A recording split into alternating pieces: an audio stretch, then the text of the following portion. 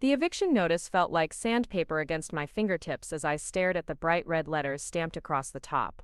30 days. That's all we had left before losing the only home I'd ever known.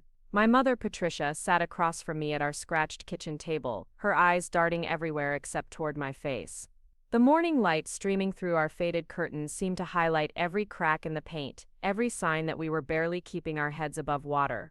Before we jump back in, tell us where you're tuning in from, and if this story touches you, make sure you're subscribed, because tomorrow, I've saved something extra special for you. I'm so sorry, Chloe, she whispered, wrapping her thin cardigan tighter around her shoulders. I thought Frank's disability check would cover more of the rent this month, but with his medical bills, her voice trailed off as she gestured helplessly toward the stack of unpaid bills beside the coffee maker. I folded the notice carefully and placed it back on the table, fighting the urge to crumple it into a ball. At 26, I'd become an expert at swallowing disappointment, at finding silver linings in storm clouds that seemed to follow our family everywhere. My freelance graphic design work brought in just enough to cover groceries and utilities, but never enough to get ahead. Never enough to stop feeling like we were drowning in slow motion. We'll figure something out, I heard myself saying, the same words I'd been repeating for years whenever crisis knocked on our door. Maybe I can pick up some extra clients, work through the weekend again. Patricia's shoulders sagged with relief and something else I couldn't quite identify. Guilt, maybe. Or was it something deeper? You're such a good daughter, she murmured. I don't know what I'd do without you. The thing about living paycheck to paycheck is that you develop a peculiar relationship with hope. You learn to ration it like medicine, taking just enough to get through each day without overdosing on dreams that feel too big for your circumstances. That's exactly where I found myself that Tuesday morning in Phoenix, staring at an eviction notice while my mother apologized for what felt like the 100th time this year. My name is Chloe Martinez, and for 26 years I believed I understood my place in the world. I was the daughter of Patricia Martinez, a woman who cleaned office buildings by night and worked as an administrative assistant at the local community college by day. My stepfather, Frank Coleman, had been disabled in a construction accident 3 years ago, leaving us to navigate an endless maze of insurance claims and medical appointments. We lived in a 2-bedroom rental house in a neighborhood where sirens provided the soundtrack to most evenings, and where dreams came with price tags we couldn't afford. But that morning, as I watched my mother's nervous fingers trace the rim of her coffee mug, something felt different. There was a tension in her posture that went beyond financial stress, a weight in her silence that seemed to press against the walls of our small kitchen. I'd learned to read Patricia's moods like weather patterns over the years, and this felt like the calm before a storm I couldn't yet see coming. Mom, I said gently, reaching across the table to touch her hand. What aren't you telling me? Her fingers jerked away from mine as if I'd shocked her with static electricity. What do you mean? I told you about Frank's appointment getting moved, and the insurance company is still fighting the claim for his physical therapy. There's nothing else. The lie hung between us like smoke from a cigarette neither of us was smoking. Patricia had always been a terrible liar, her voice climbing half an octave whenever she tried to hide something. It was a trait that had made my teenage years easier in some ways, but now it filled me with an uncomfortable unease. You know I can always tell when something's bothering you, I pressed, keeping my tone light. Remember when I was 12 and you tried to hide that you'd lost your job at the department store? You got that same look in your eyes. She stood abruptly, her chair scraping against the linoleum floor with a sound that made me wince. That's completely different. I'm just worried about money, that's all. Any mother would be. Patricia moved to the sink and began washing dishes that were already clean, her movements jerky and aggressive. The morning sunlight caught the gray streaks in her dark hair, highlighting how much she'd aged in the past few years. At 52, she looked older than her years, worn down by a life that had demanded more than she'd ever been equipped to give. I watched her scrub the same plate for the 3rd time and felt that familiar ache in my chest, the one that came whenever I saw how hard she'd worked just to keep us afloat. Patricia had raised me alone until I was 15, when Frank came into our lives like a gentle storm, bringing stability and laughter to a household that had known too little of both. He'd been a good stepfather, patient with my teenage moods and supportive of my artistic ambitions, even when they seemed impractical. I could call my old boss at the marketing firm, I offered, though the thought made my stomach clench. Maybe they have some contract work available. The pay was better than what I'm making freelancing. No. The word came out sharper than I expected, and Patricia immediately softened her tone. I mean, you hated that job. Remember how miserable you were, working for that awful woman who never appreciated your designs. You're finally doing what you love. She was right about the job, but wrong about my current financial situation being sustainable. What I loved about freelance work was the creative freedom, but what I hated was the constant worry about where the next paycheck would come from. Most of my clients were small businesses with equally small budgets, and while I enjoyed the variety, it wasn't exactly building toward the kind of future I dreamed about. Besides, Patricia continued, still facing the sink, something will work out, it always does. That phrase had become her mantra over the years, a verbal talisman she'd pull out whenever reality threatened to overwhelm us. Something will work out. It was what she'd said when the car broke down and we couldn't afford repairs. It was what she'd said when Frank got hurt and we realized his insurance wouldn't cover everything. It was what she'd said when my college fund disappeared to pay for his emergency surgery. And somehow, something always had worked out, though usually through my efforts rather than divine intervention. I'd learned to fix cars through YouTube videos. I'd negotiated payment plans with hospitals and utility companies. I'd stretched every dollar until it screamed and found ways to make meals from ingredients that seemed impossible to combine into anything edible. But this time felt different. The eviction notice wasn't just another bill we could negotiate or postpone. 30 days was 30 days, and our landlord, Mr. Hendricks, had already extended our deadline twice. He was a decent man who owned 3 rental properties in the neighborhood, but decent didn't pay his own mortgage, and he'd made it clear that his patience had limits. I'm going to take a shower and get ready for work, Patricia announced, finally turning away from the sink. My supervisor wants to meet with all the admin staff this morning. Probably another round of budget cuts. She paused at the kitchen doorway, and for a moment I thought she might say something else. Her mouth opened slightly, as if words were trying to escape, but then she pressed her lips together and disappeared down the hallway. I heard the bathroom door close, followed by the familiar groan of our old plumbing as the shower came to life.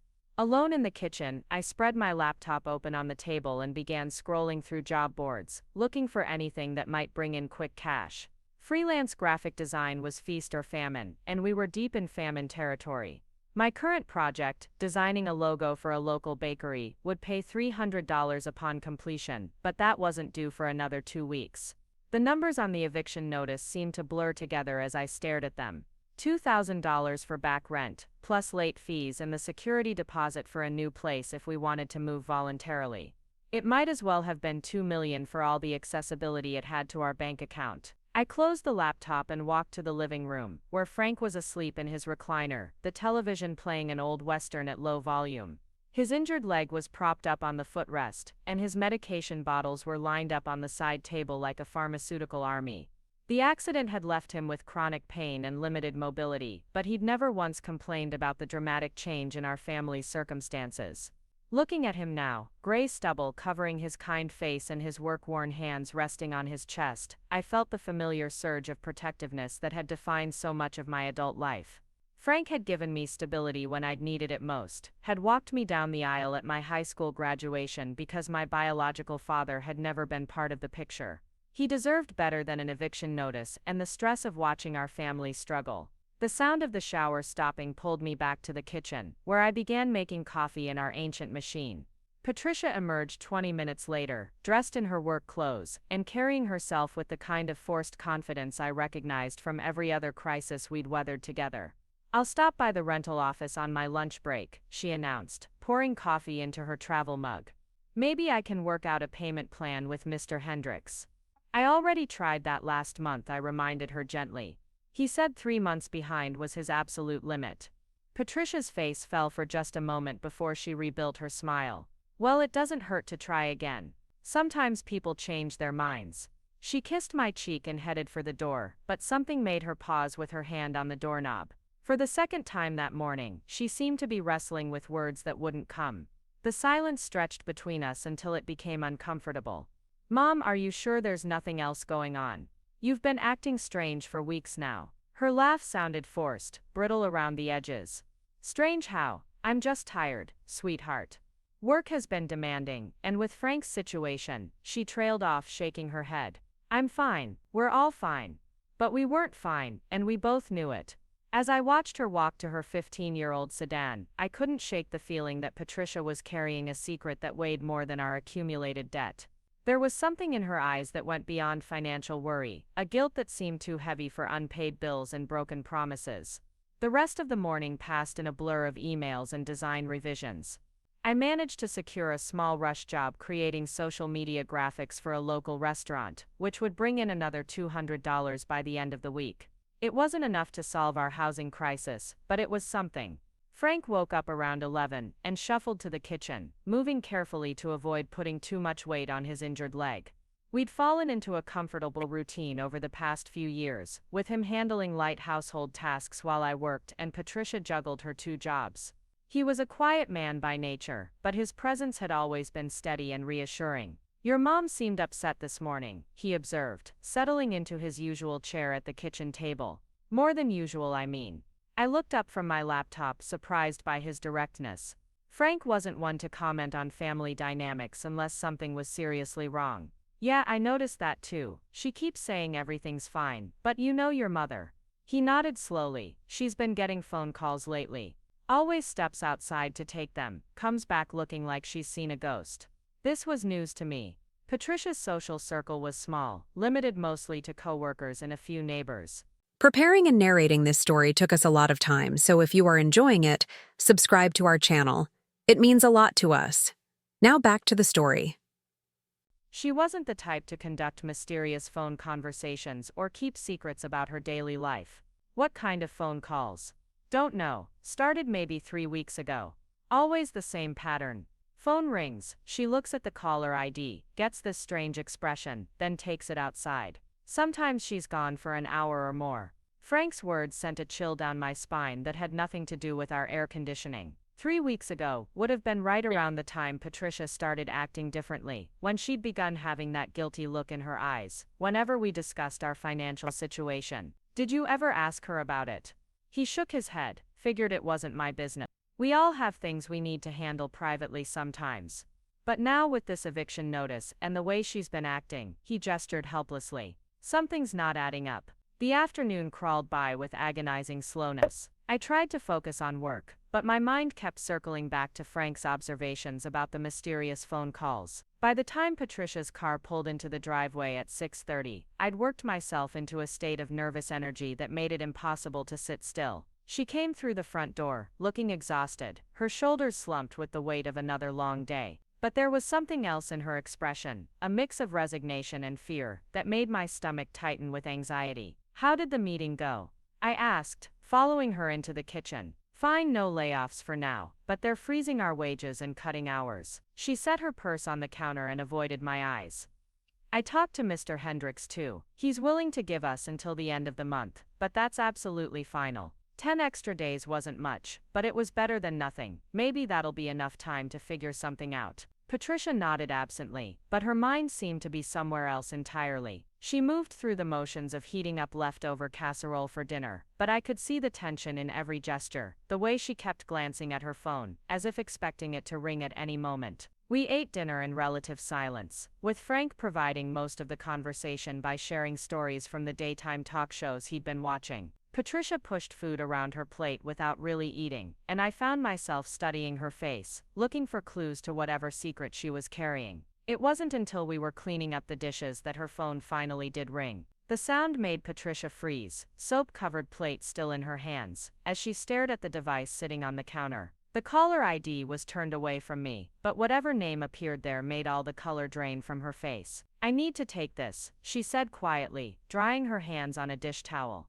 "It's work-related," but she didn't sound convincing, and when she picked up the phone and headed for the back door, I knew this was one of the mysterious calls Frank had mentioned. Through the kitchen window, I watched her pace back and forth on our small patio, her free hand gesturing animatedly as she spoke to whoever was on the other end of the line. Frank appeared in the doorway, leaning heavily on his walking stick. "That's exactly what I was talking about," he said softly. "Same routine every time." We both watched as Patricia's conversation grew more intense, her body language shifting from defensive to pleading. At one point, she stopped pacing entirely and pressed her hand against the patio wall, her head bowed as if the weight of whatever she was hearing had become too much to bear. The call lasted nearly 40 minutes. When Patricia finally came back inside, her eyes were red-rimmed, and her hands were shaking slightly. She moved past us without making eye contact, muttering something about being tired and needing to go to bed early. Mom, wait. I called after her, but she was already halfway down the hallway. Not tonight, Chloe, she said without turning around. I just need some sleep. Her bedroom door closed with a soft click, leaving Frank and me alone in the kitchen with more questions than answers. The mysterious phone call had clearly upset her, but it had also seemed to resolve something, as if a decision had been made that couldn't be undone. I finished cleaning up the dishes while Frank settled back into his recliner, but my mind was racing with possibilities. Who would be calling Patricia regularly enough to establish a pattern? What could they possibly be discussing that required such secrecy? And why did every conversation seem to leave her looking more guilty and frightened than before? The questions followed me to bed that night, spinning through my mind like a broken record. Something was definitely wrong in our family, something that went far beyond unpaid rent and medical bills. Patricia was hiding something significant, and whatever it was eating her alive from the inside out. As I lay in the darkness of my small bedroom, staring at the ceiling and listening to the familiar sounds of our neighborhood settling in for the night, I couldn't shake the feeling that everything I thought I knew about my life was about to change.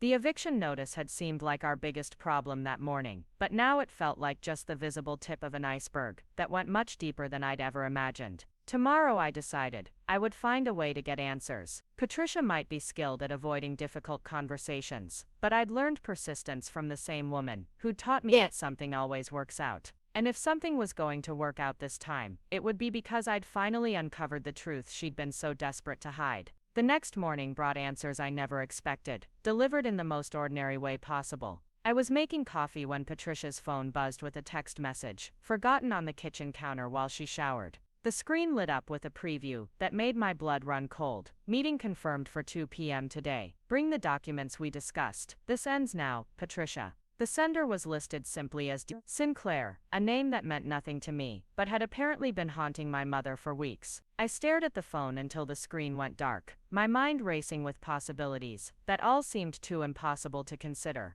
Documents. What documents could Patricia possibly have that someone named D. Sinclair would want? When she emerged from the bathroom 15 minutes later, I was sitting at the table with 2 cups of coffee, trying to look casual despite the fact that my heart was hammering against my ribs. You left your phone in here, I said, sliding the device across the table. It buzzed a few minutes ago. Patricia's face went ashen as she picked up the phone and read the message. Her hands trembled slightly as she set it back down, and for a moment she looked like she might be sick. I need to call in sick to work today, she said quietly. There's something I have to take care of. Mom, what's going on? Who is D. Sinclair? The question hung in the air between us like a challenge. Patricia's eyes darted toward the hallway, where Frank was still sleeping, then back to my face. For the first time in weeks, I could see her internal struggle playing out in real time, the war between keeping her secret and finally telling the truth. Sit down, she said finally, her voice barely above a whisper. There are things about your past that I should have told you years ago.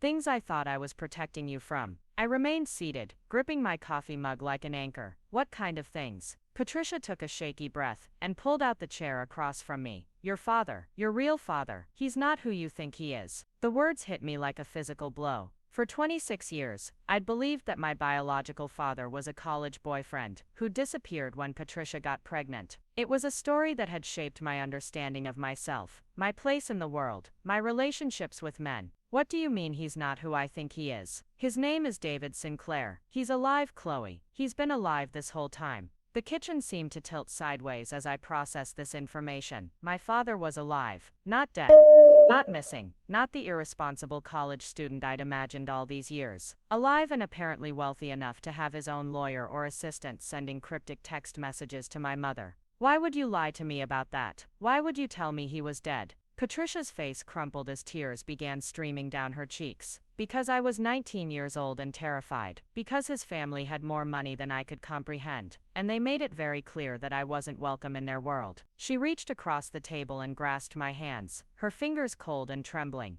When I told David I was pregnant, he wanted to do the right thing. He wanted to marry me, bring me into his family, give our baby everything money could buy. But his parents, they offered me $1 million to disappear. $1 million!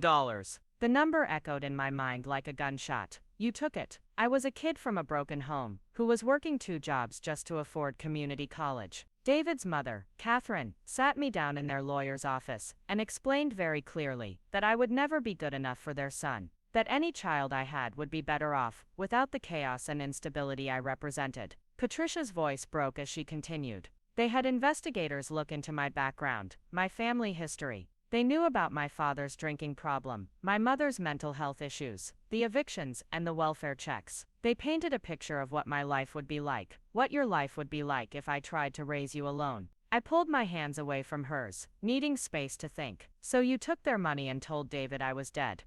No, the word came out sharp and defensive. I never told him you were dead. I told him I'd miscarried, that there was no baby anymore. The Sinclairs made sure he believed it, made sure he moved on with his life without looking back. The revelation hit me like a series of hammer blows. Not only was my father alive, but he'd been lied to as thoroughly as I had. Somewhere in the world was a man who'd wanted to be my father, who'd been told his child had died before birth, who'd spent 26 years believing a lie that had robbed us both of a relationship. Where did the money go? I asked, though I was afraid I already knew the answer. Patricia's shoulders sagged with shame. It was supposed to be for you, for your future, your education, everything you'd need to build a better life than I could give you. But my mother got sick when you were 3, and the treatments weren't covered by insurance. Then there was the down payment on this house, and your school supplies, and Frank's accident.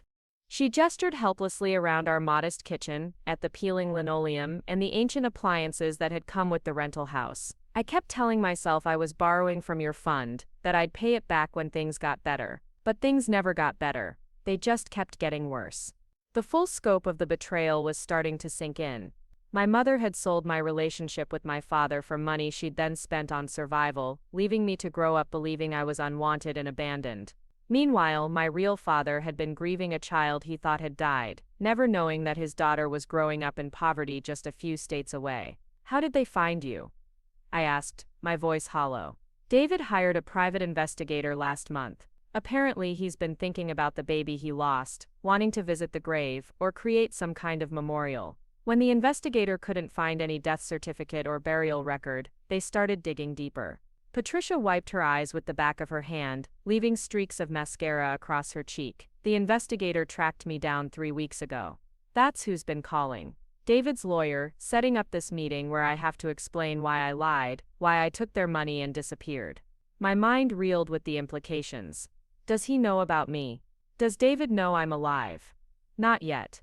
The lawyer wanted to verify everything before they told him. They're being careful because David Sinclair is a very wealthy man now, and there are legal implications to what his parents did. What I helped them do. Wealthy. The word hung in the air like a promise I was afraid to acknowledge. How wealthy? Patricia's laugh was bitter and hollow. His family owned Sinclair Estates, one of the largest wine companies in California. David took over the business 5 years ago when his father died. According to the investigator, he's worth somewhere around $800 million. $800 million. The number was so large it didn't feel real, like a sum you'd see in a movie or read about in a magazine. My father wasn't just alive, he was one of the wealthiest men in America. And I was living in a house we couldn't afford, wearing clothes from thrift stores, stretching every dollar until it screamed. The lawyer wants me to bring all the documentation from the original agreement, Patricia continued. Bank records, the contract I signed, everything. They're talking about fraud charges, about prosecuting the Sinclair family for what they did. I stood up abruptly, needing to move, needing to pace away the nervous energy that was building in my chest. This is insane. This is completely insane. I know how it sounds. But Chloe, there's more. More. How could there possibly be more? I turned to face her, dreading whatever additional bombshell she was about to drop. The investigator found out about Frank's accident, about our financial situation. David apparently wants to help, wants to take care of the medical bills and the back rent. He's been trying to figure out how to approach you without overwhelming you with too much information at once. The generosity should have felt like a lifeline, but instead it felt like charity from a stranger. He doesn't even know me. Why would he want to help? Because you're his daughter. Because he spent 26 years mourning a child who was actually alive and struggling. Because he has more money than he could spend in 10 lifetimes, and his only child has been living in poverty while he built an empire. I sank back into my chair, overwhelmed by the emotional whiplash of the morning's revelations. In the span of an hour, my entire understanding of my identity had been shattered and rebuilt. I wasn't the daughter of a dead college student and a hard-working single mother. I was the heir to a wine fortune, the child of people who'd been kept apart by lies and manipulation. I need to meet him, I said suddenly. I need to see him for myself. Patricia nodded slowly. The lawyer said David wants that too, but he's leaving the timing up to you. He doesn't want to pressure you or make demands. He just wants a chance to explain, to try to build some kind of relationship if you're willing. Frank's voice from the doorway startled us both. Well, this explains a lot, he said quietly, moving into the kitchen with his characteristic careful gait. I thought I heard voices. Patricia looked mortified. Frank, I'm so sorry. I should have told you weeks ago, but I didn't know how to explain. He held up a hand to stop her. Patricia, honey, I've known you were carrying something heavy for a while now. I just didn't know what. He looked at me with kind eyes. Chloe, how are you handling all this? The question broke something loose in my chest, and suddenly I was crying. Not the controlled, dignified tears I'd learned to manage during our various family crises, but the ugly, gasping sobs of someone whose world had just been turned upside down. Frank moved to my side, and wrapped me in a hug that smelled like his aftershave and the arthritis cream he used for his bad days. It's okay to be overwhelmed, he said gently. This is a lot to process. When I finally stopped crying, I felt hollowed out but strangely clear-headed. I want to go to the meeting this afternoon. I want to meet this lawyer and hear what they have to say. Patricia looked uncertain. Are you sure? We could wait, take some time to think this through. No. The word came out stronger than I felt. I've waited 26 years to know the truth about my father. I'm not waiting another day. The rest of the morning passed in a blur of preparation and nervous energy. Patricia called in sick to work and spent an hour gathering documents from a box she'd kept hidden in her bedroom closet. Bank statements, legal contracts, medical records from my birth, everything that proved the conspiracy that had shaped my entire life. I showered and dressed carefully, choosing the most professional outfit I owned, a navy blue dress I'd bought for client meetings that rarely required such formality. Looking at myself in the mirror, I tried to see traces of David Sinclair in my features, wondering if I had his eyes, or his smile, or some other genetic marker that would make our connection obvious. Frank insisted on driving us to the law office, despite Patricia's protests about his leg. This is family business, he said firmly. And family sticks together, especially during the big moments. The law offices of Harrison, Burke & Associates occupied the top 3 floors of a downtown Phoenix high-rise, all glass and steel and intimidation. The receptionist directed us to a conference room on the 20th floor, where floor-to-ceiling windows offered a panoramic view of the city sprawling toward the mountains in every direction. Mr. Harrison was a tall, distinguished man in his 60s with silver hair, and an expensive suit that probably cost more than my monthly income. He greeted us with professional courtesy, but there was warmth in his eyes when he looked at me, as if he was seeing something that pleased him. Miss Martinez, he said, shaking my hand. Thank you for coming. I know this situation is unusual, to say the least. He gestured for us to sit at the polished conference table while he arranged a series of documents in front of him. Before we begin, I want you to know that Mr. Sinclair has no intention of disrupting your life or making demands on your time. He simply wants the opportunity to meet you and perhaps begin building a relationship, if that's something you'd be interested in. I nodded, not trusting my voice to remain steady. He's also asked me to address your family's immediate financial concerns, Mr. Harrison continued, sliding a folder across the table to Patricia.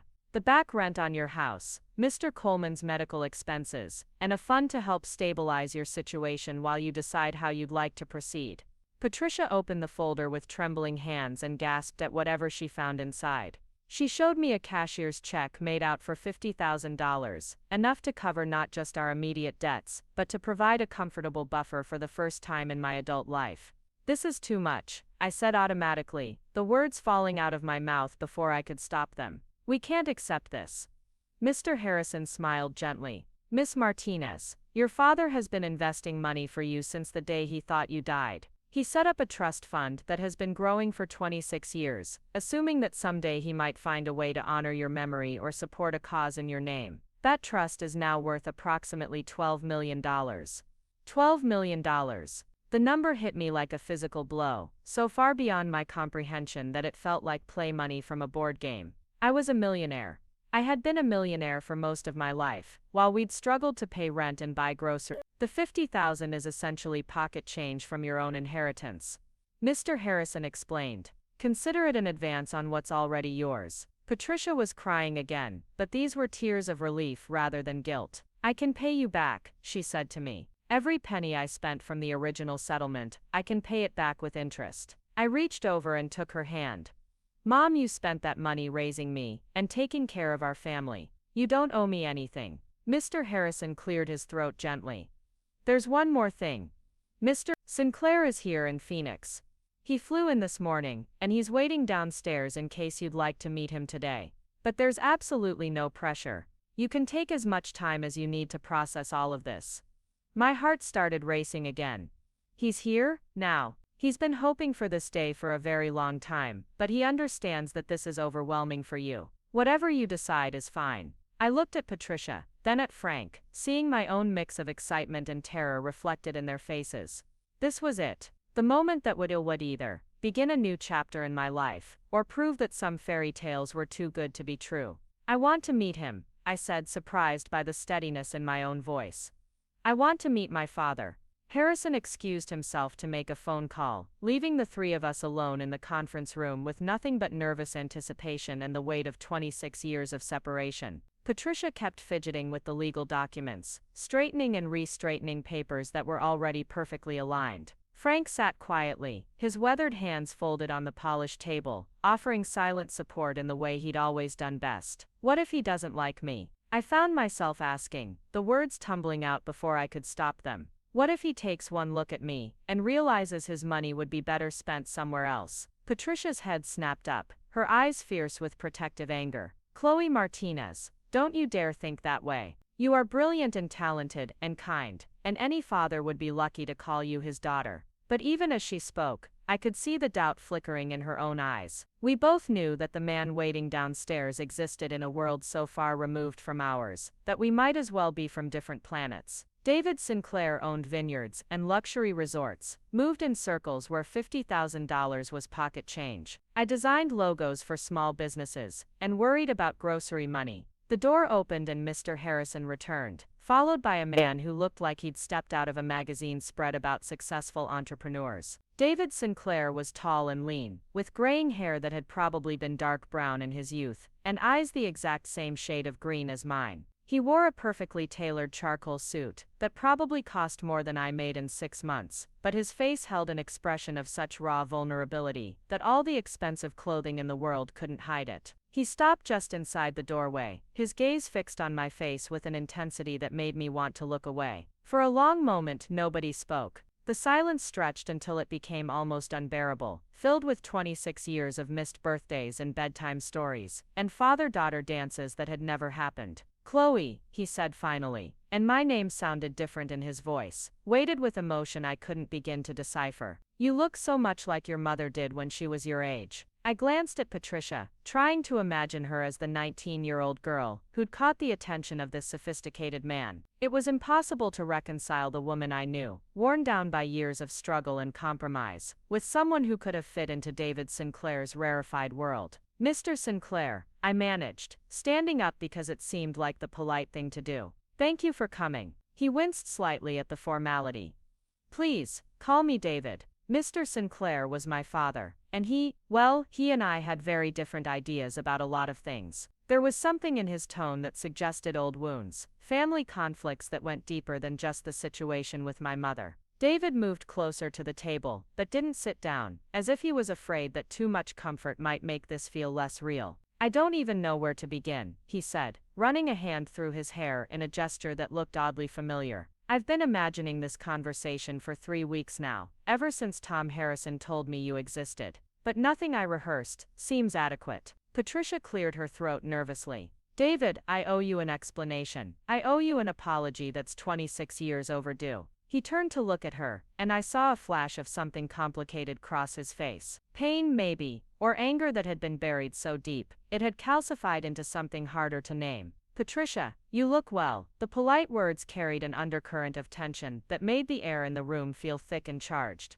These two people had shared something profound once upon a time, had created life together, and then been torn apart by circumstances and choices that had shaped both their futures. I was young and scared, Patricia began, her voice barely above a whisper. Your parents made it clear that I would never be welcome in your family, that any child I had would be better off without the instability I represented. David's jaw tightened. My parents had no right to make that decision for us. They had no right to pay you to disappear from my life. They weren't wrong about everything, Patricia said, tears beginning to flow again. Look at how we've been living. Look at the eviction notice, the medical bills, the constant struggle just to keep our heads above water. Maybe Chloe would have been better off growing up in your world instead of mine. The words hung in the air like an accusation, and I felt something fierce and protective rise up in my chest. Don't say that, I said firmly, looking between them. Don't you dare say that. Both adults turned to stare at me, surprised by the vehemence in my voice. Patricia Martinez raised me to be independent and resourceful and grateful for what I have, I continued,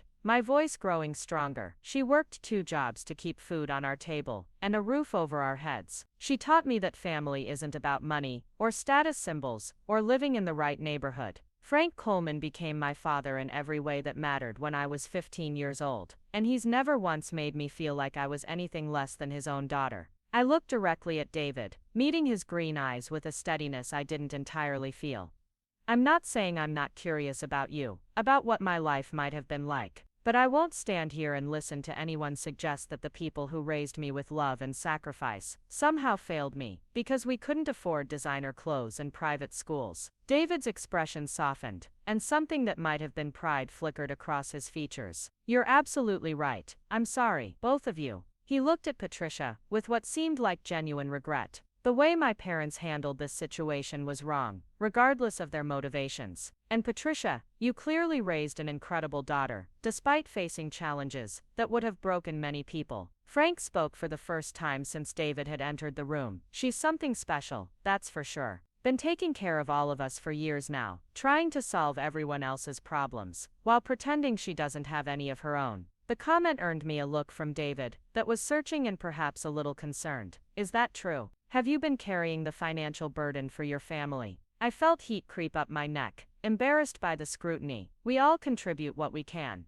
That's what families do. Chloe works 60-hour weeks trying to keep us afloat, Patricia said quietly. She gave up her dreams of art school to take care of Frank after his accident. She's never complained, never asked for anything for herself. The pride in her voice was unmistakable, but it came with an edge of guilt that made me uncomfortable. This wasn't how I'd wanted this conversation to go. I didn't want to be portrayed as some kind of martyr or saint, sacrificing my own happiness for the good of others. What kind of art? David asked, genuine interest in his voice. Graphic design, mostly. I freelance for small businesses, design logos and marketing materials. It's not exactly fine art, but it pays the bills. May I see some of your work? I pulled out my phone and scrolled through my portfolio, feeling self-conscious about showing corporate logos and restaurant flyers to someone who probably had original paintings hanging in his office. But David studied each image carefully, asking questions about my design process and the challenges of working with different types of clients. This is remarkable, he said, pausing on a logo I'd created for a local coffee shop.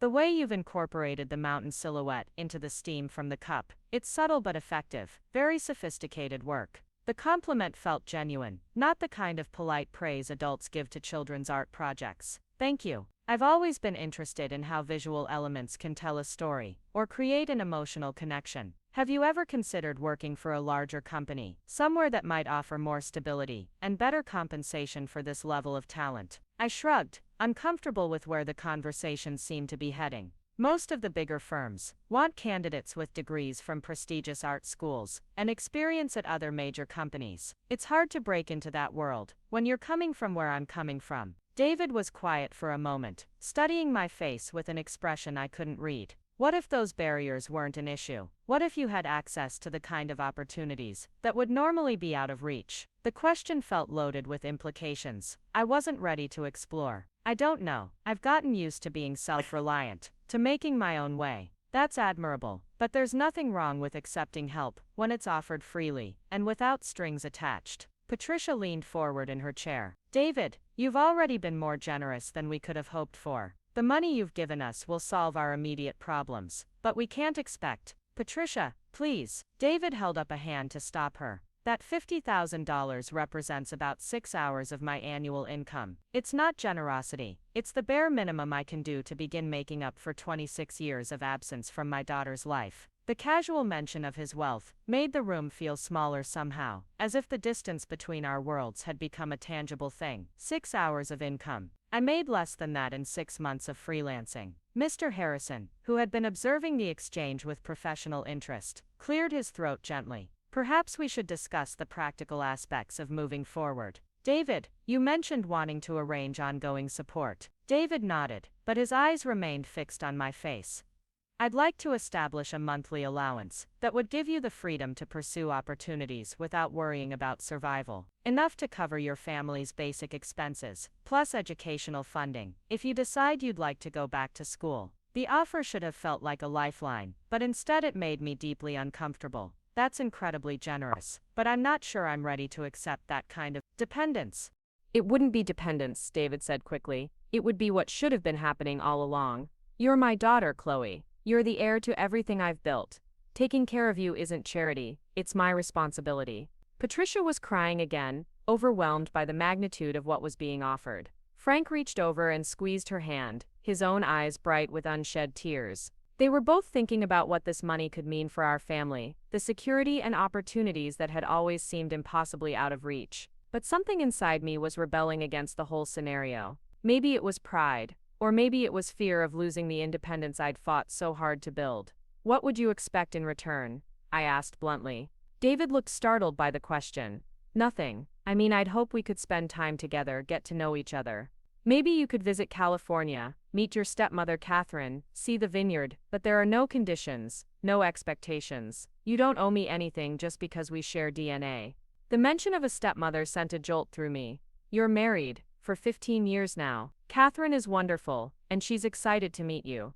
We've never been able to have children of our own, so learning about you has been, well, it's been the answer to prayers we didn't even know we were praying. Another piece of the puzzle clicked into place. I wasn't just David Sinclair's long-lost daughter. I was potentially the only child he would ever have, the sole heir to a business empire built over generations. The weight of that expectation felt crushing, even if he claimed there were no strings attached. This is a lot to process, I said honestly. 6 hours ago, I thought I was about to be evicted from the only home I've ever known. Now you're telling me I'm a millionaire with family I've never met, and opportunities I never imagined possible. David's expression grew serious. I understand, and I don't want to pressure you into anything you're not comfortable with. We can take this as slowly as you need. Mr. Harrison consulted his notes. Perhaps we could start with some preliminary arrangements. David, you mentioned wanting to handle the immediate financial concerns, regardless of what Chloe decides about ongoing contact. Absolutely. The house, the medical bills, everything. Consider it handled. Patricia made a small sound that might have been relief or gratitude or overwhelming emotion. David, you don't understand how much this means to us. We've been struggling for so long. You've been struggling because of decisions my family made when you were barely more than a child yourself. David said firmly. The least I can do is try to repair some of the damage.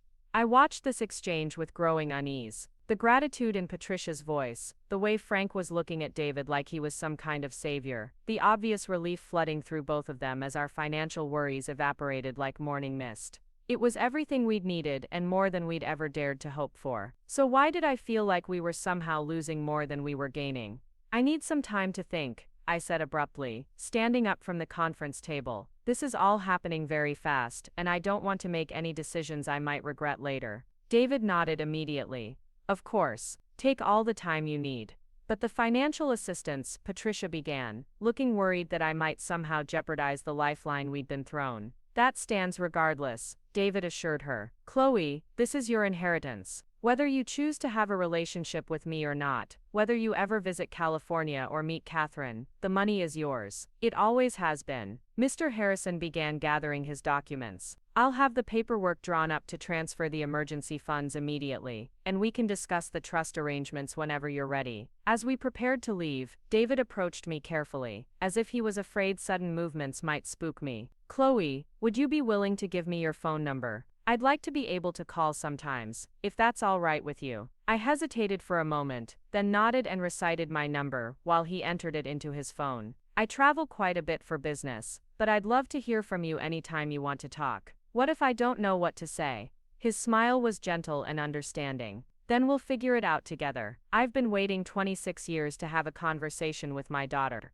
I'm not going to run out of patience now. The elevator ride down to the parking garage was silent, all three of us lost in our own thoughts. Frank drove home with unusual care, as if the weight of the afternoon's revelations required extra caution behind the wheel. Patricia stared out the passenger window at the familiar streets of our neighborhood, perhaps seeing them differently now that we had an escape route from the financial prison that had defined our lives for so long. When we pulled into our driveway, the house looked smaller somehow, shabbier than it had that morning. The peeling paint and overgrown landscaping that had been invisible through years of acceptance now seemed like evidence of everything we'd been unable to afford, everything we'd been denied. Well, Frank said as we sat in the car, none of us moving to get out. That was certainly not what I expected when I woke up this morning. Patricia laughed, a sound caught somewhere between hysteria and relief. $50,000, Frank. We can pay off every debt we have, and still have money left over. It's not just the money, I said quietly. Everything I thought I knew about my life, about my family, about who I am, it's all different now. Frank turned to look at me, his kind eyes full of concern.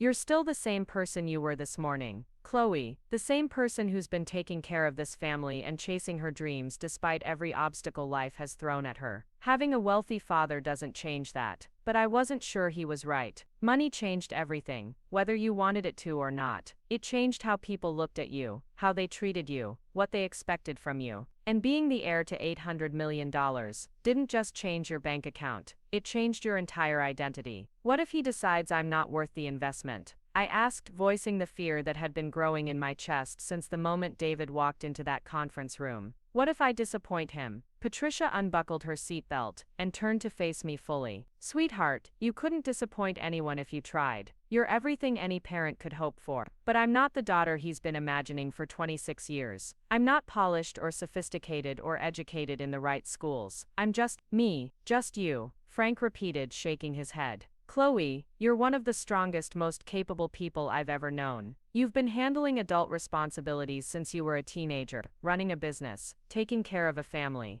Most people twice your age couldn't manage what you've accomplished. Their faith in me was touching, but it didn't quiet the voice in my head that kept whispering about all the ways I might fail to live up to David Sinclair's expectations. He'd seemed genuinely pleased to meet me, impressed by my work, but that was just one afternoon. What would happen when the novelty wore off and he realized that his daughter was more comfortable shopping at thrift stores than designer boutiques? We finally went inside, where the eviction notice was still sitting on the kitchen table like a relic from a different era. Patricia picked it up and held it for a moment before tearing it into small pieces and dropping them in the trash. I keep expecting to wake up, she said, leaning against the counter. This feels too good to be true. But it was true, and over the next few hours, that reality began to sink in, as David proved as good as his word. Mr. Harrison called to confirm that the funds had been transferred to our bank account. Within 2 hours, Patricia had paid off our back rent, Frank's outstanding medical bills, and every credit card balance that had been haunting us for years. By evening we were debt-free for the first time in my adult life. The house felt different somehow, as if the absence of financial pressure had changed its very atmosphere. Patricia hummed while she cooked dinner, actually hummed, something I hadn't heard her do in years. Frank was researching physical therapy options that our insurance had previously deemed too expensive. For the first time in longer than I could remember,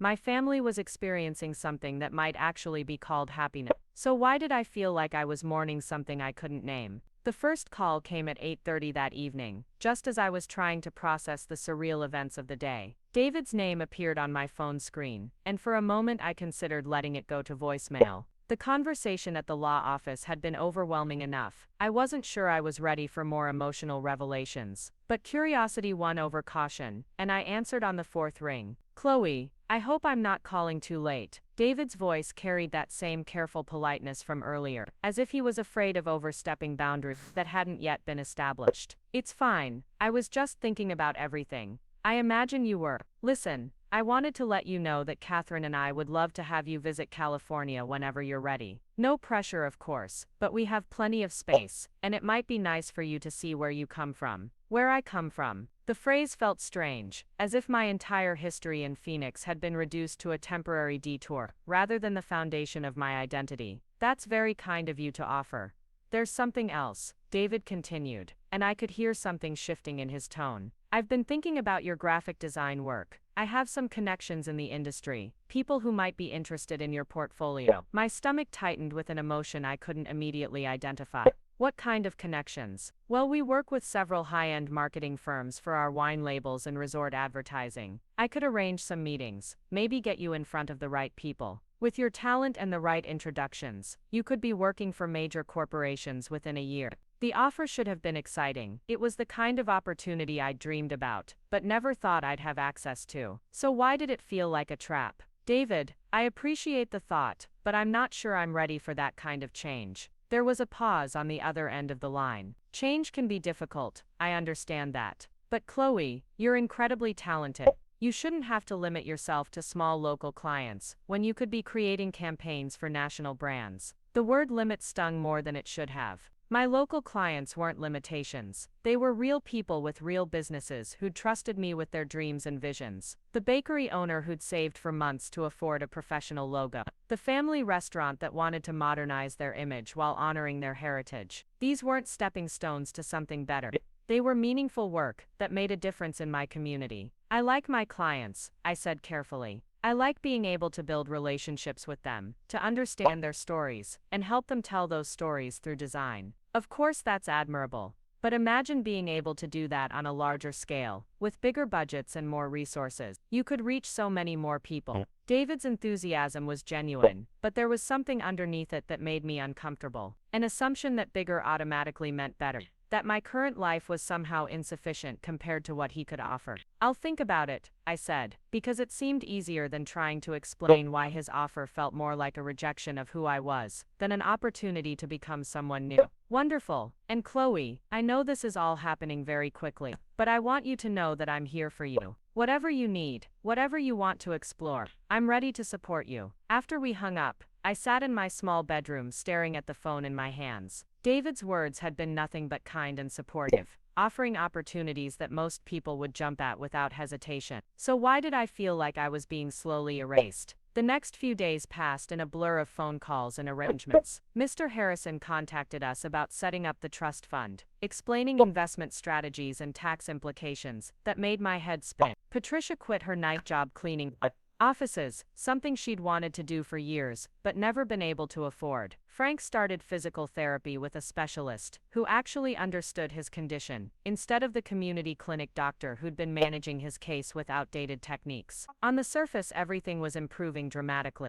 Our stress levels dropped, our health improved, our future looked brighter than it had in years. But underneath the relief and gratitude, something else was growing. A sense that we were becoming different people, that the money was changing us in ways we hadn't anticipated. Patricia started talking differently about our neighbors, referring to their financial struggles with a sympathy that bordered on condescension. Frank began researching neighborhoods in better parts of the city, suggesting we could afford to move somewhere safer and more comfortable. They weren't wrong, exactly, but hearing them talk about our life as something to escape from, rather than something we'd built together, felt like betrayal. The second call from David came 3 days later, during what should have been a celebration dinner to mark our first week of financial freedom. Chloe, I have exciting news, he said, without preamble. I spoke with Marcus Webb at Pinnacle Creative in Los Angeles. They're one of the top branding agencies on the West Coast, and he's agreed to review your portfolio. I set down my fork, no longer hungry for the restaurant meal Patricia had insisted on ordering to celebrate our changed circumstances. You showed him my work. Just a few pieces from what you showed me on your phone. He was very impressed, especially with the coffee shop logo. He said he'd love to meet with you next week if you're available. Next week, The timeline felt aggressive, pushy in a way that reminded me uncomfortably of the wealthy clients I'd worked with occasionally.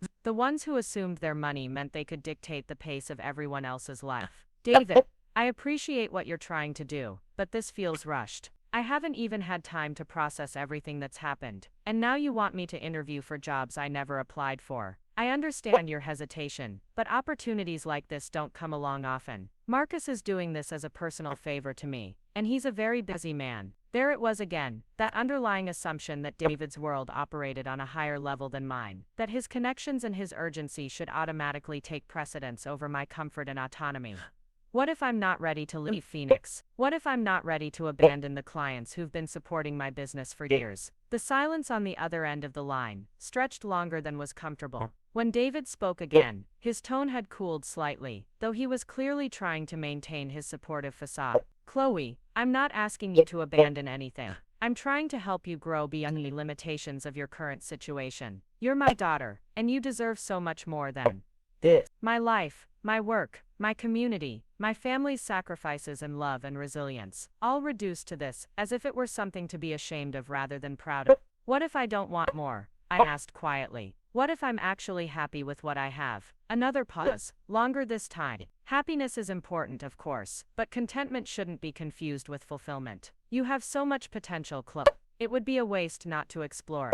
The word waste hit me like a slap. In David's view, apparently, my entire life up to this point had been a waste, a series of missed opportunities, an unfulfilled potential that needed his intervention to correct. I need to go, I said abruptly. Thank you for thinking of me, but I need more time to figure out what I actually want. Of course I understand, but Chloe, please don't let fear hold you back from opportunities that could change your life. After I hung up, I realized that my hands were shaking. Patricia and Frank were looking at me with concern, clearly having overheard enough of the conversation to understand that something was. What did David want? Patricia asked gently. To arrange job interviews in Los Angeles. He thinks I should abandon my freelance business and work for some high-end marketing firm instead. Frank frowned. That doesn't sound like something you'd be interested in. It's not, but apparently, my current life is a waste of potential that needs to be corrected. Patricia's face fell. He didn't actually say that, did he? Not in those exact words, but the message was clear enough. I stood up from the dinner table, my appetite completely gone. I'm going for a walk. I need some air. The evening was warm, and still with the kind of dry heat that made Phoenix summers feel like living inside an oven. I walked through our neighborhood, past houses that looked exactly like ours, filled with families who were probably struggling with the same kinds of challenges we'd faced just a week ago. Kids rode bikes on the sidewalks, while their parents watered dying lawns, and tried to coax life from desert soil that had never been meant for suburban dreams. This was my world. These were my people. The single mother next door who worked 2 jobs to keep her kids in decent schools. The elderly couple across the street, who'd lived in the same house for 40 years, and knew everyone's business in the most caring way possible. The teenager down the block, who'd been saving for months to buy a car that would get him to the community college, where he planned to study automotive repair. They were real and authentic, and struggling and triumphant in ways that David Sinclair's world of wine estates and luxury resorts could never understand. They were my community, my foundation, the source of the values and work ethic that had shaped me into the person I was. And David saw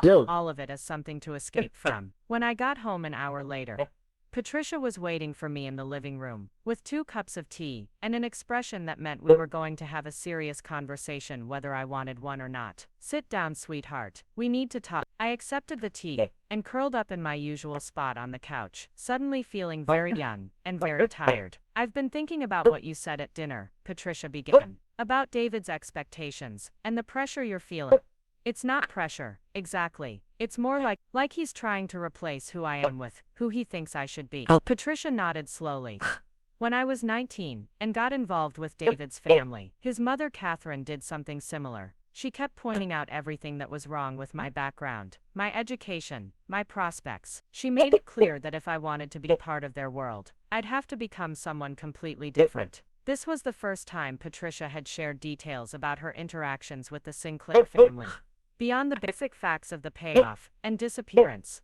What did you do? I tried to become the person she wanted me to be. I bought clothes I couldn't afford, tried to learn about wine and art, and all the cultural markers that would make me acceptable to David's parents. But it was exhausting. and ultimately impossible. I wasn't born into that world, and no amount of pretend was going to change that. Patricia reached over and took my hand.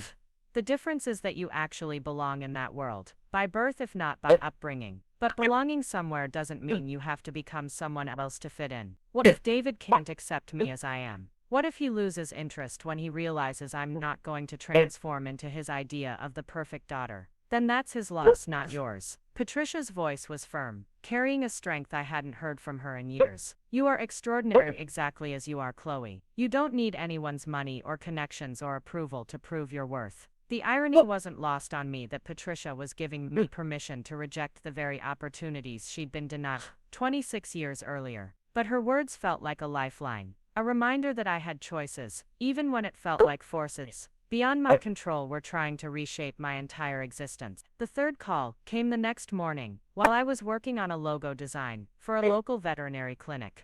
David's name on my phone screen now induced a flutter of anxiety rather than curiosity, but I answered anyway, hoping that somehow this conversation would be different. Chloe, I hope you've had time to reconsider the opportunity with Marcus Webb. He's expecting to hear from you today about scheduling the interview. No greeting, no small talk, just straight to business. The casual assumption that I would obviously come around to his way of thinking felt presumptuous and dismissive. David, I told you I needed more time to think. I understand that change can be scary, but sometimes we have to push ourselves outside our comfort zones to achieve our full potential. There was that word again. Potential. As if my current life was just a rough draft that needed his editing to become something worth reading. What if my comfort zone is where I want to stay? What if I've already achieved everything I want to achieve? The laugh that came through the phone was gentle but patronizing. The sound someone might make when a child says they want to be a dinosaur when they grow up. Chloe, you're 26 years old. You can't possibly know the full scope of what you're capable of accomplishing. With the right opportunities and resources, you could build something much bigger than a small freelance business. What if I don't want something bigger? What if I'm happy with what I've built? Happiness is subjective, but success is measurable. And by any objective standard, you're operating far below your potential. The casual dismissal of my happiness as somehow less important than his definition of success hit me like a physical blow. This wasn't support or encouragement, this was judgment. David had decided that my life was inadequate and no amount of contentment or fulfillment on my part was going to change his assessment. I'm operating exactly where I choose to operate, I said, fighting to keep my voice level. I built my business from nothing. I support my family. I create work that matters to my clients and to me. That's not failure, that's success. Of course it's not failure, but it's also not reaching for excellence. You're settling for good enough when you could achieve greatness. Settling.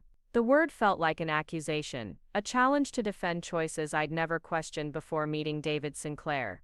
But why should I have to defend my life to someone who'd never been part of it? David, I think we have very different definitions of greatness. To me, greatness is building something meaningful with your own hands, supporting the people you love, making a positive difference in your community. It's not about the size of your bank account or the prestige of your client list. Those are admirable values, but they're also limiting. With your inheritance and my connections, you could make a positive difference on a much larger scale. Or I could lose myself trying to become someone I'm not. The silence that followed felt heavy with disappointment, and when David spoke again, his tone had shifted to something cooler and more formal. I'm sorry you feel that way, Chloe. I was hoping we could build something together, that I could help you achieve things that might not be possible on your own. But if you're determined to limit yourself to your current circumstances, I suppose that's your choice to make. The phrase limit yourself felt like a door closing, like a judgment being passed. David wasn't just disappointed in my career choices, he was disappointed in me as a person, in my lack of ambition and vision and appreciation for the opportunities he was offering. Maybe it is, I said quietly. Maybe some limits are actually freedoms in disguise. I don't understand what you mean by that. I mean that choosing to stay in a life you love isn't the same thing as settling for less. Sometimes the greatest courage is in being content with enough. Another pause, longer this time. Well, if you change your mind about the interview, Marcus will hold the offer open for another few days. After that, I'm afraid the opportunity will pass. The implied deadline felt like manipulation, a way to pressure me into making a decision before I was ready. But instead of creating urgency, it crystallized something that had been building in my mind since our first conversation. David, can I ask you something? Of course, when you hired that private investigator to look for your lost child, what were you hoping to find? What do you mean? I mean, did you want to find your actual daughter, whoever she might have turned out to be, or were you looking for an idealized version of what your daughter should be? The question hung in the air between us, heavy with implications that neither of us seemed quite ready to address directly. I wanted to find you, David said finally. My child, my daughter. But what if your daughter turned out to be someone you couldn't relate to? What if she had different values, different dreams, different ideas about what makes life worth living? Another long pause. I suppose I assumed that we'd have some common ground, some shared foundation to build on. What if the shared foundation is just DNA? What if everything else about us is incompatible? Chloe, I don't think we're incompatible. I think you're afraid of change, and I understand that. But fear shouldn't dictate major life decisions. The conversation was going in circles, with David convinced that my resistance was based on fear rather than genuine philosophical differences. He couldn't seem to understand that I might actually prefer my current life to the alternatives he was offering, that his version of success might not align with my own definition of fulfillment. I need to go, I said finally. I have a client meeting this afternoon. Of course, but Chloe, please think carefully about what you're choosing. Opportunities like this don't come along twice. After I hung up, I sat in my small home office staring at the half-finished logo on my computer screen. It was for Dr. Martinez's veterinary clinic, a simple but elegant design that incorporated paw prints into the letters of the practice name.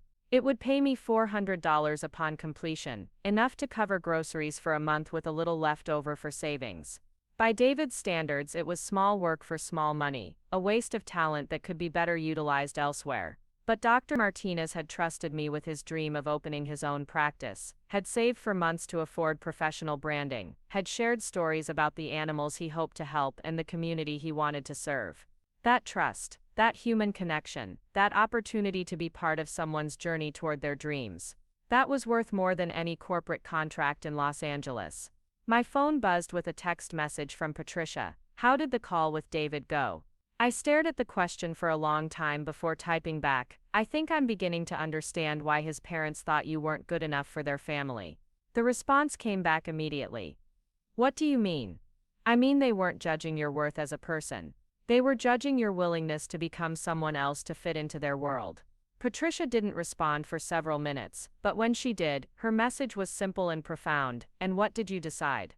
I looked around my small office, at the walls covered with logo designs for local businesses, at the desk I'd bought secondhand, and refinished myself, at the window that looked out onto a neighborhood that had shaped me into the person I was proud to be. I decided that some worlds aren't worth fitting into. The final call came exactly 1 week after the deadline for the Los Angeles interview had passed. I'd spent those 7 days in a strange state of peaceful clarity, working on my regular client projects, and rediscovering the joy I'd almost forgotten in the chaos of sudden wealth and unwanted opportunities. Dr. Martinez had loved his logo design and referred 3 other veterinarians to my services. The local bakery wanted to expand their branding to include packaging design. Life was moving forward in exactly the direction I'd chosen, and for the first time since meeting David, I felt like myself again.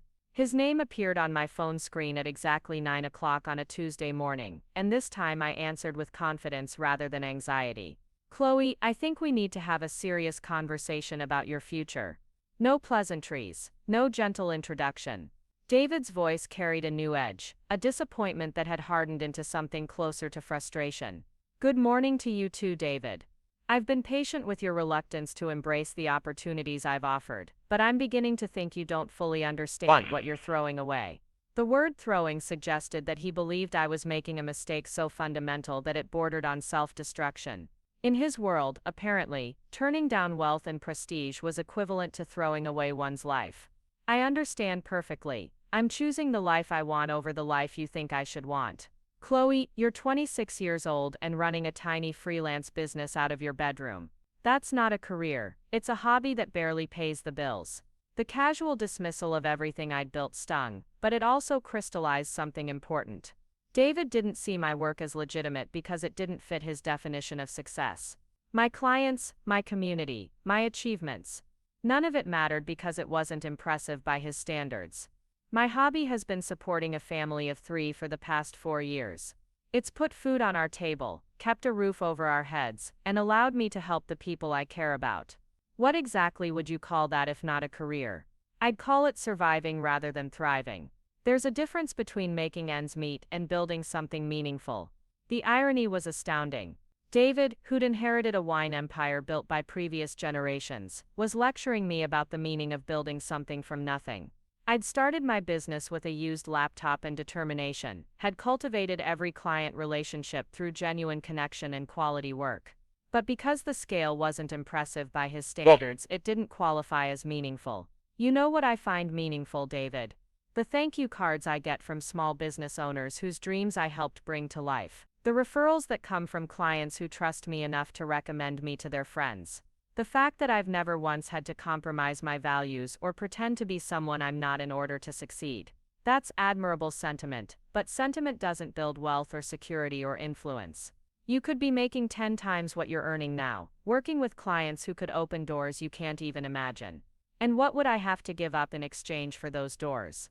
My autonomy, my values, my connection to the community that shaped me. You'd give up limitation in exchange for limitless possibility. There it was again, that fundamental disconnect in how we viewed my life. What David saw as limitation, I experienced as rootedness. What he viewed as lack of ambition, I understood as contentment with authentic achievement. David, can I tell you about my client meeting yesterday? He sighed, clearly impatient with what he probably viewed as another small-scale anecdote. If you think it's relevant, I met with Maria Santos, who's opening a food truck specializing in her grandmother's recipes. She's been saving for 3 years to afford professional branding, working double shifts at a restaurant while perfecting her business plan. When I showed her the logo concepts, she started crying because she said it was the first time her dream felt real. I paused, waiting for some acknowledgement of the human element in the story, but David remained silent. That's what meaningful work looks like to me. Being trusted with someone's dreams, helping them take the next step toward building something they're passionate about. Maria's food truck isn't going to change the world, but it's going to change her world, and the worlds of everyone who tastes her grandmother's recipes. That's a touching story, Chloe, but it's also exactly what I'm talking about.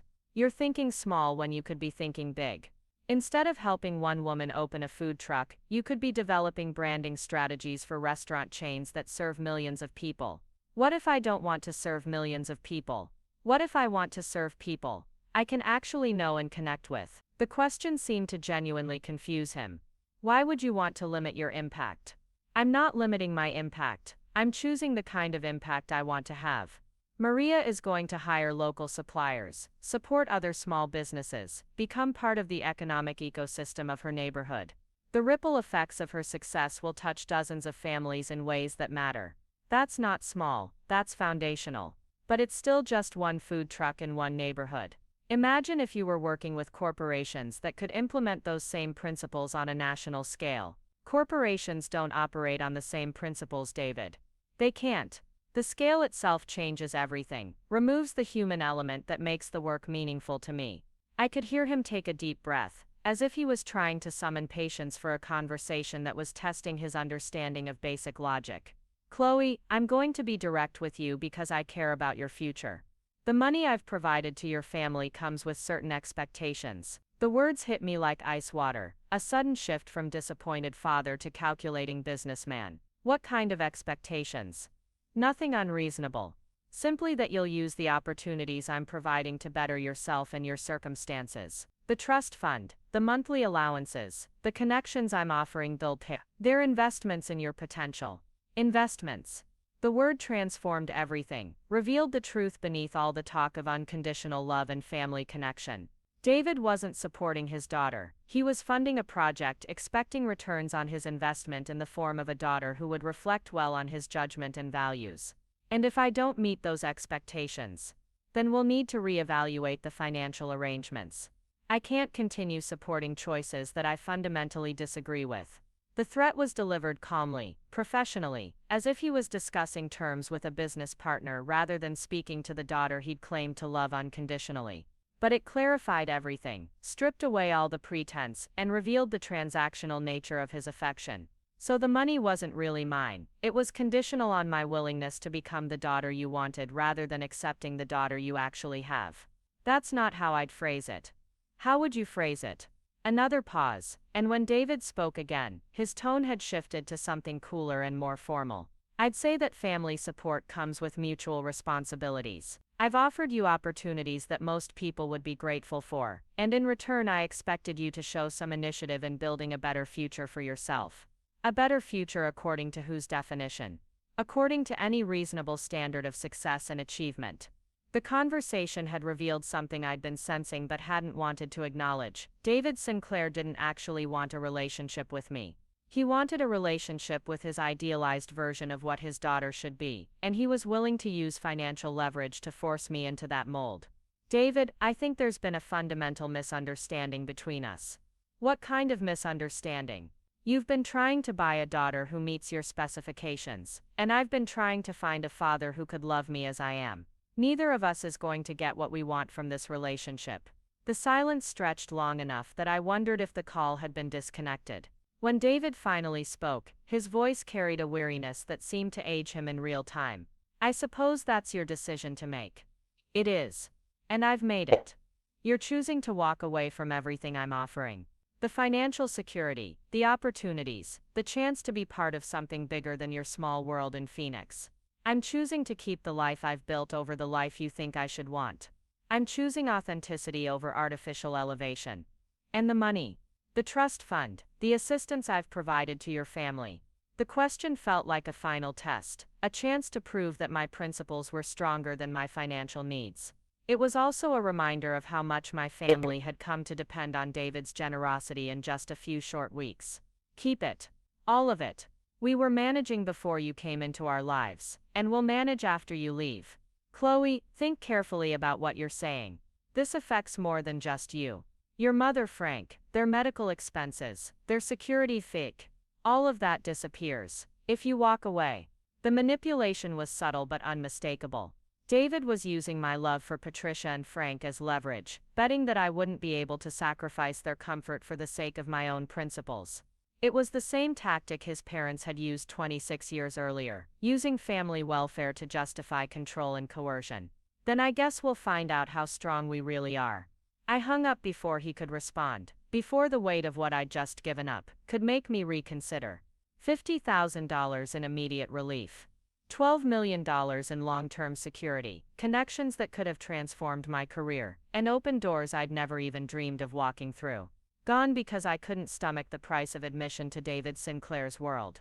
The silence in my small office felt profound after weeks of constant phone calls and negotiations and emotional upheaval. I looked around at the space I'd created for myself, modest but entirely mine, and felt something that might have been grief for the relationship I'd hoped to build with my father, mixed with relief at escaping a trap I'd almost walked into willingly. Patricia knocked on my door 20 minutes later, carrying 2 cups of coffee and wearing an expression that suggested she'd been listening to enough of the phone conversation to understand what had happened. "You turned it all down," she said, settling into the chair across from my desk. I turned him down. The money was never really mine to begin with. It was, though, legally, morally. That trust fund belongs to you regardless of what David thinks about your life choices. I shook my head. Money that comes with strings attached to control your behavior isn't really yours. It's just a more sophisticated form of manipulation. Patricia was quiet for a long moment, staring into her coffee as if the answers to all our problems might be floating somewhere among the cream and sugar. "I'm proud of you," she said finally. "Terrified for our financial future, but proud of you. We'll figure it out. We always do." "What about Dr. Martina's logo? The bakery project? Your other clients? What about them? Will those be enough? Without David's money, can you really support all of us on freelance income?" It was a fair question, one I'd been avoiding while caught up in the emotional drama of rejecting my father's conditional love.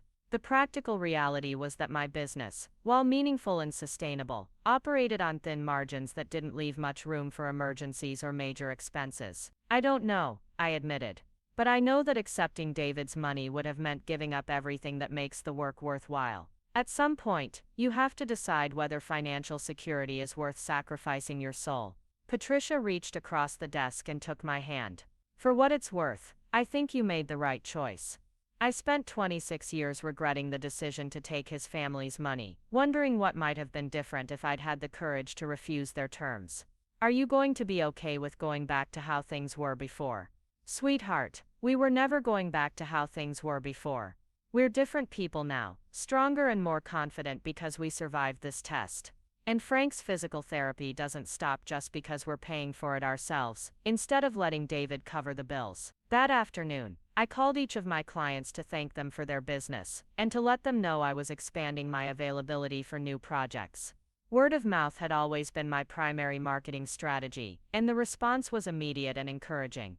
Dr. Martinez had already referred 2 colleagues. The bakery owner knew 3 other food service businesses looking for branding help. Maria Santos, the food truck entrepreneur, had connected me with a network of women starting their own businesses. Within a week, I had more work than I could handle alone. By the end of the month, I'd hired 2 part-time assistants, and was considering renting actual office space outside our house. The business I'd built on authentic relationships and genuine care for my clients' success was growing organically, sustainably, in ways that felt exciting rather than overwhelming. Frank found a physical therapy clinic that offered sliding scale payments based on income, staffed by recent graduates who were eager to work with challenging cases. Patricia returned to her day job at the community college, but with new confidence and energy, no longer carrying the weight of impossible financial pressure. We moved to a slightly larger rental house in the same neighborhood, close enough to maintain our community connections, but with space for my expansion. 6 months after hanging up on David Sinclair, I received a package with no return address. Inside was a newspaper clipping about Sinclair Estates' acquisition of 3 smaller wineries, expanding their holdings throughout Napa Valley. A brief note in handwriting I didn't recognize said simply, "He asks about you sometimes, but he's never learned to love what he can't control." C. I assumed the C stood for Catherine, David's wife, though I had no way to confirm that guess. The note suggested that my rejection had puzzled, rather than angered David, that he was still trying to understand how someone could choose authenticity over advancement, community over corporate success. The package also contained a cashier's check for $12 million, made out in my name with a memo line that read "No strings attached." I stared at the check for a long time, this final gesture that seemed to acknowledge everything David had been unable to say during our brief relationship. It was an apology perhaps, or a recognition that love shouldn't be conditional on compliance with someone else's vision of success. But it was also too late. I deposited the check into a separate account, and spent the next several months working with financial advisors and lawyers to establish a foundation focused on supporting small businesses in underserved communities. The Martinez Family Foundation would provide microloans, business development services, and marketing support to entrepreneurs like Maria Santos, people with dreams and determination who needed a hand up rather than a handout. The foundation's first grant went to Dr. Martinez, who used it to expand his veterinary clinic and hire 2 additional vets to serve the neighborhoods that had been neglected by larger practices. The second grant supported a cooperative of food truck owners who wanted to share commissary kitchen space and cross-promote their businesses. Every grant recipient knew my story, understood that the money they were receiving came from choosing authentic values over artificial elevation. They became part of a network of business owners who supported each other's success and measured achievement in terms of community impact rather than individual wealth accumulation. David Sinclair had been right about one thing: I did have the potential to make a difference on a larger scale. But he'd been wrong about what that scale should look like and how it should be achieved. Instead of climbing corporate ladders in Los Angeles, I was building scaffolding for other people's dreams in Phoenix. Instead of serving millions of anonymous consumers, I was empowering hundreds of entrepreneurs who were transforming their neighborhoods one small business at a time. A year after our last conversation, I finally understood what my father had never been able to grasp. Sometimes the most revolutionary choice is to bloom exactly where you're planted, to find ways to change the world, without leaving behind the people and places that shaped you. My name is Chloe Martinez, and I'm the daughter of a wine billionaire, who never learned that love can't be bought, only freely given. I'm also the founder of a business that turns dreams into logos, and a foundation that turns principles into practice. Most importantly, I'm exactly who I always was, just with better funding and deeper roots. Patricia was right about one thing: something always works out. But the best outcomes come when you define success for yourself rather than accepting someone else's definition of what your life should look like. Up next, you've got 2 more standout stories right on your screen. If this one hit the mark, you won't want to pass these up. Just click and check them out.